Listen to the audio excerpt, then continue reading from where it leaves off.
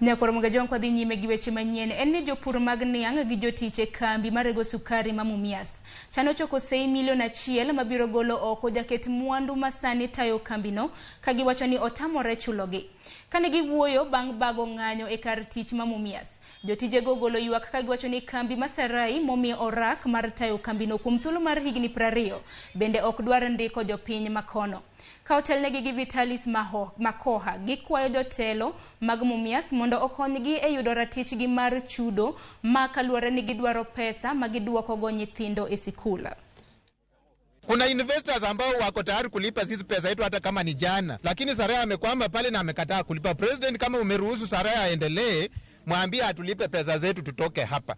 Uhusiano wa Kenya Commercial Bank na Mumias Sugar uko wapi? Hii pesa akaunti zote za receivers zimekuwa Kenya Commercial Bank. Where is the money?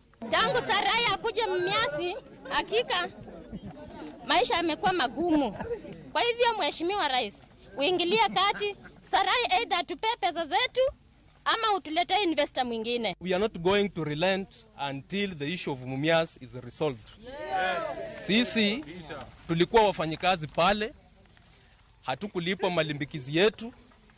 Ule mtu ambaye alikuja pale hataki kuona even locals. Watu wenye wamejaa pale ameandika ni Wahindi na Waganda.